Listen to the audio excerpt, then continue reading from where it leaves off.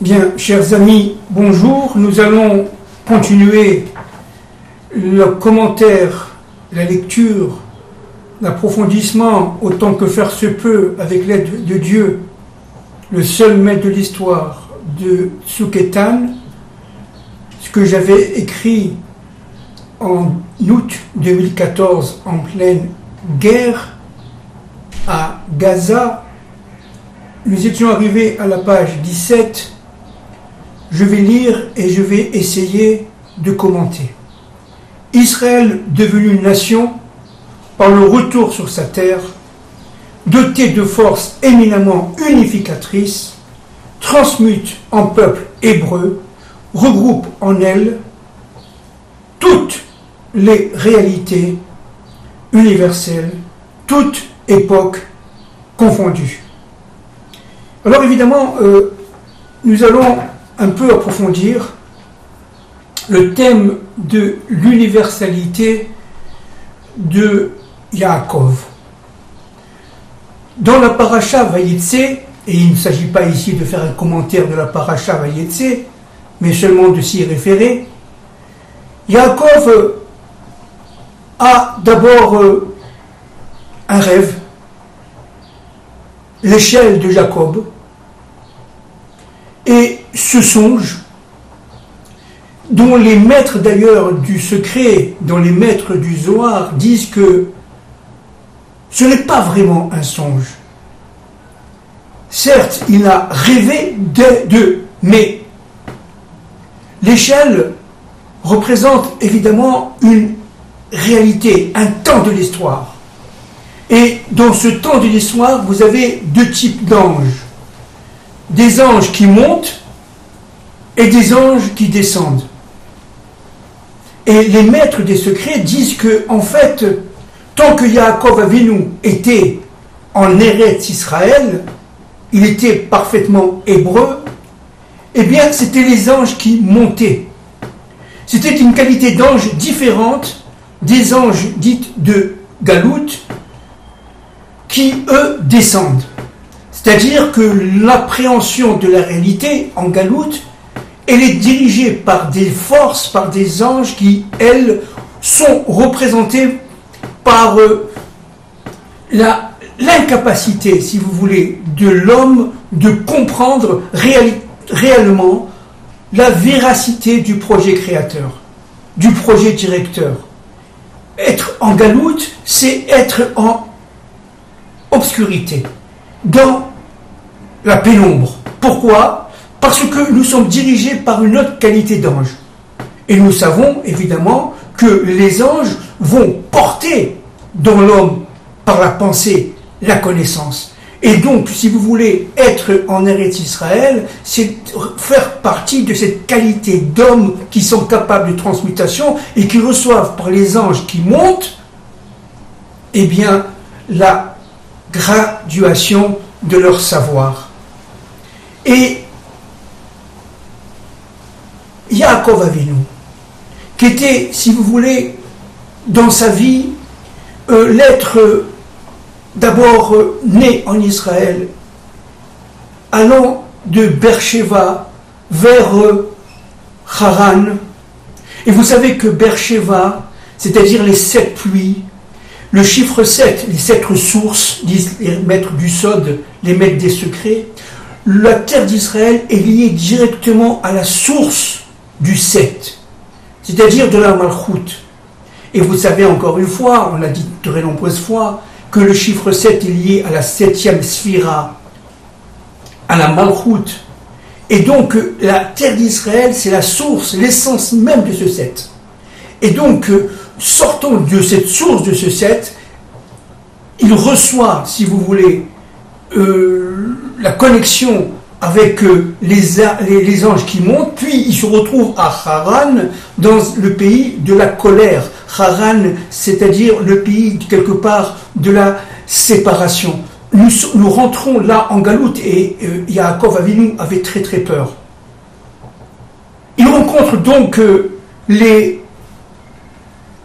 son oncle, le frère de sa mère, Lavan, Et donc, sous la dictée de sa mère, il y va, il le rencontre. Et ce qui est très très intéressant, c'est que pour recevoir Rachel, c'est-à-dire la femme qui est liée directement à son intériorité, à son zivoug, il doit passer par Léa, Rachel et Léa étant les deux filles de Lavan. Et pour cela, il va travailler. Il va travailler 7 ans. Pour pouvoir avoir Rachel, il va encore travailler 7 ans et encore 7 ans. 14 ans, plus 6 ans. 20 ans de travail, de très dur labeur. Et il va être là le plus honnête possible. Il ne va pas chercher l'enrichissement. Et cet enrichissement, elle va venir par tout simplement des miracles, et encore des miracles. Des brebis qui étaient tachetées, qui étaient marquées par des points. Et tout ça, évidemment, c'est un langage codé. C'est-à-dire que véritablement, que ces brebis qui, elles, auraient dû, n'est-ce pas, aller à Lavan, eh bien, elles ont été données par Dieu, évidemment, à Yaakov. Et Yaakov est sorti de chez Lavan après 20 ans, extrêmement riche. Maintenant, ce qu'il faut bien comprendre, l'idée, c'est que, en fait, Yaakov Avinu, chez Lavan, avait et devait accomplir tout le derrière, si vous voulez, le temps de l'histoire des Juifs en Galoute. Et pour cela, il devait être exploité par Lavan. Lavan d'abord c'est un fourbe, c'est un sorcier, c'est lui qui va enseigner à Bilam, Bilam étant son petit-fils, Lavan ayant un fils qui s'appelait Péor, et Bilam étant le fils de Péor, donc le petit-fils de Lavan. C'était un très grand sorcier, il savait manipuler les forces. Et pendant toute l'histoire de la Galoute, n'est-ce pas, pendant toute l'histoire où les Juifs seront dans des pays extérieurs à la terre d'Israël, eh bien, ils vont subir ces forces qui sont extrêmement fortes. Par exemple, les forces de l'argent, les forces du pouvoir, les forces de l'autorité, les forces de la violence, les forces de la haine, etc., etc., etc. Il va véritablement les forces de la ruse, les forces de la fourberie, exactement comme ça s'est passé au temps de notre histoire. Et lorsqu'il veut partir, alors Lavan, évidemment, le rusé, le fourbe, qui lui promet encore une fois, après 14 ans de labeur, un nouveau salaire. Évidemment, il ne va pas, disons, garantir ce salaire. Ce salaire va être, en fin de compte, dévalorisé, dévalué. Yaakov ne recevra pas le salaire qui lui est dû, donc il va être exploité, comme le peuple juif a été très souvent exploité dans son histoire par les nations. Il va profiter des capacités de Yaakov, et Lavan va devenir quelque part son propriétaire, entre guillemets, le capitaliste. Et à partir de ce moment-là, Yaakov, lui, ne pouvait plus s'en défaire parce qu'il était pris sur des forces absolument incroyables. C'est pour ça qu'il va s'enfuir. Il va prendre ses femmes, Rachel, Léa, évidemment. Il va prendre aussi leurs bonnes respectives, Zilpa et Bila, et ils vont, avec leurs 11 enfants, plus Dina, leurs 11 garçons plus Dina, eh bien, il va se sauver. Pourquoi il va se sauver? Parce que le peuple juif, lorsqu'il est en Galoute, et lorsqu'il voit que Israël l'appelle, il sent la voix de Dieu intérieure, n'a pas d'autre solution que de partir brutalement. Et presque comme un brigand, alors qu'il est très moral, évidemment. Pourquoi? Parce qu'il est sous l'emprise de forces absolument redoutables. Et Yaakov le savait. Les forces de la sorcellerie.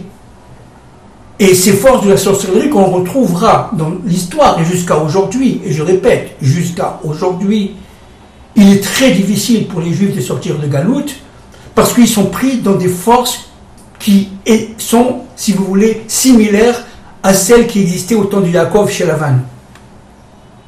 Et donc, pourquoi il est parti? Il est parti d'abord parce qu'il avait passé le temps qu'il fallait au travail. C'est-à-dire qu'en fin de compte, il faut bien comprendre une chose. C'est que Yaakov devait absolument accomplir dans ce monde-ci un certain nombre de tâches. Ces tâches faisaient partie de la volonté divine. Et ces tâches, ce travail très dur, très ardu, que le peuple juif accomplira pendant les 2000 ans de son histoire, et même plus, en galoute, eh bien, ce travail-là devait être accompli complètement. C'est-à-dire que le corps matériel de Yaakov devait être fini, plein de séjours, pendant 20 ans. Et une fois qu'il a eu Yosef, c'est-à-dire celui qui va rajouter, Yosef c'est aussi celui qui va rassembler, Yosef c'est un individu extrêmement puissant, il va avoir la capacité de rassemblement à la fin des temps de l'histoire. C'est le sionisme politique aujourd'hui, si vous voulez. C'est le Mashiach ben Yosef qui va attirer, rassembler les exilés. Et cette force de rassemblement, lorsque cette force est née chez Lavan, eh bien automatiquement, Yaakov veut partir. Parce que, tout simplement, Yosef va être l'être universel qui va être capable, n'est-ce pas, de transcender, de donner un sens à l'universel, à la propre histoire, et notamment à l'histoire universelle de l'Égypte. C'est lui qui va donner un sens à l'histoire des nations. C'est le Mashiach ben Yosef qui va expliquer. Et c'est le Mashiach ben David qui va évidemment approfondir cette explication. Et cette capacité de communication qui viendra de Moïse, eh bien, c'est-à-dire qu'il va y avoir cette capacité d'âme de Yosef qui va pénétrer dans la neshama du Mashiach ben David, et Moshe va être l'homme, le grand communicateur, si vous voulez. Eh bien, ces trois âmes-là, faisant partie, évidemment, de ce tout, ce qu'on appelle fondamentalement la tête d'Adam Arishon, la tête de l'homme universel, eh bien, à partir de ce moment-là, les nations repentantes vont écouter. Donc, ce qui se passe avec ce labeur de Yaakov chez Lavan, c'est tout simplement le temps de travail qu'il permet d'accoucher quelque part le couple Yaakov-Yosef. Pourquoi? Parce que Esav, qui avait ce travail, et vous savez, il y a une très grande explication de Sefer Mishmuel, qui dit une chose fondamentale. Il dit que Yitzhak avait vu, avait compris que Esav pouvait et devait faire le lien entre le bien et le mal. Il faisait partie, Esav, de l'arbre de la connaissance. Tandis que Yaakov faisait partie de l'arbre de la vie, Etz Achaim. Et que, en fin de compte, le travail des deux frères, qui étaient des frères jumeaux, était absolument complémentaire. L'un étudiait, il recevait la parole de Dieu, Yaakov, et l'autre accomplissait cette parole de Dieu en donnant un sens, n'est-ce pas, au mal, en révélant le bien qui est dans le mal, et donc en le chassant de l'histoire de l'humanité, en chassant le mal. Or, Rivka a compris, mieux que Yitzhak, que Esav n'avait pas cette capacité d'âme. Il avait certes cette force, notamment, nous l'avons dit plusieurs fois, par ce chiffre 11, il avait cette force énorme, suprême, de progrès, de développement, c'est toute la technologie aujourd'hui, on dirait, et cette puissance incroyable de domination et de surpuissance, mais il n'avait pas la capacité de connexion avec Hachem. Esav s'est déconnecté de Dieu, donc tout ce qu'il a fait, eh bien, c'était en fin de compte qu'illusion.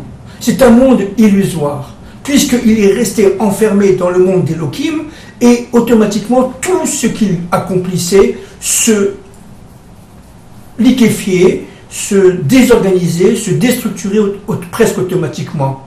Et il courait à la mort. C'est-à-dire que véritablement que là, un point capital, fondamental, c'est que Esav, lui, avait la capacité d'âme pour relier le bien et le mal, mais n'étant pas connecté à Hachem, il n'a pas accompli sa mission. Et évidemment, il est tombé par de dégradation en gradation, jusqu'à véritablement devenir Édom, et de Édom, évidemment, devenir au niveau des fonctions par son fils Eliphaz, Amalek. Et donc, si vous comprenez que Esav a la capacité d'âme pour, mais ne peut pas le faire parce que, tout simplement, il avait besoin de Yaakov, c'est-à-dire que chaque fois que Esav rejetait Yaakov, il se détruisait lui-même. C'est une forme de suicide. Et il était prêt à aller jusqu'au suicide, de toute façon, pour que le programme, le projet divin ne s'accomplisse pas. Et c'est pour cela qu'il va donner cette force incroyable qu'on appelle Amalek, qui va effectivement, comme nous l'avons dit de nombreuses fois, et nous y reviendra avec évidemment Tsoketan, Amalek a cette force de destruction implacable. Le but, c'est de couper le nom de Dieu en deux, comme nous l'avons dit de nombreuses fois. Alors, un autre point très très important là, c'est que Yaakov a rencontré des bergers. Lorsqu'il est parti à Haran, il a commencé à parler avec eux. Et je passe évidemment, ce n'est pas un cours de paracha que je suis en train de faire, mais il faut relier cela à Tsoketan, à l'universalité de la terre d'Israël, au chiffre 7 par Beersheba. Eh bien, il a parlé avec eux, et ensemble, l'ont-ils dit, on est capable de mettre la pierre dans le Ber, c'est-à-dire dans le puits. Une grosse pierre dans le puits. Mais ensemble, c'est-à-dire en fin de compte, disent les maîtres du Sod, les 70 nations disent à Yaakov, mais attends, nous on est capable aussi de faire cela sans toi. On est capable, nous, par le 70, de réunir nos forces et de faire la mondialisation, de faire les révolutions industrielles, tout simplement de boucher, regardez, écoutez-moi bien, le puits, d'où sort l'eau. Or l'eau c'est la Torah, n'est-ce pas? C'est-à-dire qu'en fin de compte, ils donnent à boire à leurs troupeaux des connaissances, puis ensemble, ils vont boucher le puits. Or, Yaakov, en voyant pour la première fois Rachel, et il savait que c'était sa femme, bien entendu par prophétie, il savait que c'était son zivoug, il a eu la force, Dieu lui a donné la force, tout seul, de bouger et de déplacer ce gros rocher dans le puits. C'est-à-dire qu'en fin de compte, Yaakov, seul, être universel par excellence, eh bien, équivaut aux 70 nations. La force de Yaakov équivale à celle des 70 nations. Et ça, c'est quelque chose de très, très, très important. Pourquoi? Parce que à chaque fois que les nations veulent rejeter Yaakov, elles ont un besoin absolu de s'unifier elles-mêmes pour pouvoir arriver à son niveau de force. Et tant qu'elles n'y arrivent pas, elles s'autodétruisent. Et si elles arrivent, elles construisent Babel, la tour de Babel. C'est-à-dire un monde factice, un monde illusoire. Pourquoi? parce qu'elles n'ont pas la réalisation de l'unité, de l'unification des noms de Dieu. Les nations n'ont pas cela. Et comme je l'ai dit de nombreuses fois, alors elles se rebellent, non pas contre Israël, mais contre Dieu. Et cette rébellion provoque leur catastrophe, leur désengagement, et ce désengagement provoque cet esprit de liberté qui provoque leur révolution, leur soulèvement contre la volonté divine jusqu'à leur propre destruction. Et cela, évidemment, est plus que regrettable. Les nations ont besoin d'Israël. Mais Israël, Yaakov, qui devient Israël, a évidemment besoin des nations, puisque sans les nations, Yaakov ne peut pas, tout simplement, accomplir sa mission. Et nous continuons.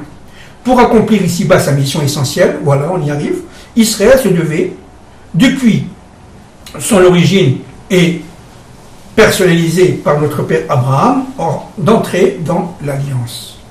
Chaque membre mâle devra ainsi être circoncis le 8e jour afin de participer pleinement au projet directeur.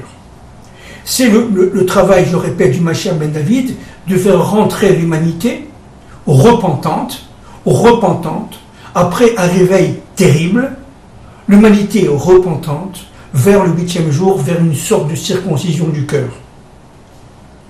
C'est-à-dire de pacte d'alliance avec Hachem. C'est le travail du Mashiach ben David, Bezrat Hachem, bientôt. Et pour cela, il faudra passer par, malheureusement, de grandes souffrances. Parce qu'il faudra retirer les clipotes, les impuretés qui se sont imprégnées en elle. En effet, par le chiffre 8, Israël détient une capacité de transcendance absolument majeure. En intégrant le chiffre 6, les forces incluses dans les lois de la nature, le 7, Shabbat Malchut, au chiffre 8, attribut de la surnature, Israël devient la volonté suprême, et c'est la volonté suprême du Créateur absolument éternel. Ce qui donne la force à Yaakov, c'est Dieu. Yaakov ne cherche pas la richesse. Yaakov ne cherche pas la puissance. Ce qu'il veut, c'est accomplir la volonté divine. C'est pour ça qu'un habit lui suffit. Manger un peu d'eau et un peu de pain, ça lui suffit. Il ne va pas avoir cette force de consommation, pour la consommation. Cette force qui est, en fin de compte, inaltérable et qui emmène l'homme jusqu'à sa propre perte. Consommer, c'est-à-dire recevoir et donner le moins possible. Cette force-là, c'est la force du mal. Cette force-là empêche les nations de voir et de comprendre. Ils se déstructurent et restructurent constamment pour mourir pour renaître, avais-je dit, tel le phénix. En intégrant l'espace-temps par le chiffre 7, Shabbat, le peuple acquiert la capacité de transcendance dans l'intégration en son sein de l'ensemble des périodicités vécues par les nations. Et c'est grâce au vécu de Yaakov que le peuple a pu résister à 2000 ans, plus de 2000 ans de galoute et de souffrance. L'indécence profonde de la présence d'Israël au sein de ces mêmes nations est d'intégrer leur vécu dans leur propre espace-temps, c'est-à-dire en fait de révéler progressivement, mais totalement, par la réalisation chez les autres, ses propres forces intérieures profondément ancrées en lui. Là, il y a un point aussi capital que j'avais déjà souligné, mais que je vais redire maintenant. Le problème, c'est l'union entre l'intériorité et l'extériorité. Les forces d'Esav étaient des forces extérieures. Les forces de Yaakov essentielles étaient des forces intérieures. Mais Esav étant dans Yaakov, Yaakov devait accomplir son unité intérieure entre les forces extérieures qui étaient en lui et les forces intérieures qui étaient en lui. Et ça, je l'ai déjà dit plusieurs fois, Rivka, sa maman, l'avait vu. Comme le montre aussi simplement que possible ce schéma, l'être universel, nous sommes à la page 18, absolu, se compose de 70 nations particulières, avec chacune sa fonction vitale, en fait unies entre elles, d'Israël, entité intermédiaire entre l'absolu et les nations, et qui porte en soi, par sa propre dynamique et sa propre diversité, les 12 tribus, l'ensemble du vécu universel, l'unique volonté suprême, infinie, qui intègre et dispense sans limite ses lumières. Dieu un, Israël, nation, et je continue encore un petit paragraphe, nous sommes à la page 19, l'ensemble des forces contenues au sein d'Israël s'épanche en fait au sein des nations et réciproquement, le tout étant parfaitement intégré au Dieu un, maître de toutes les forces. C'est le monde de l'unité auquel tend le projet directeur et auquel se dirige, envers et contre tout, le couple Israël-Nation. L'être universel contient une forme enveloppe d'extériorité et un fond d'intériorité. Dans l'être universel, où se trouve Israël? Eh bien, Israël forme un microcosme de ce monde universel, à la fois séparé de l'universel et intégré, extériorisé et intériorisé. Il est intégré lorsqu'il est intériorisé et il est non intégré, extérieur, lorsqu'il est évidemment à l'extérieur de cet universel, puisqu'il est unique avec son Dieu. Je vous embrasse très fort.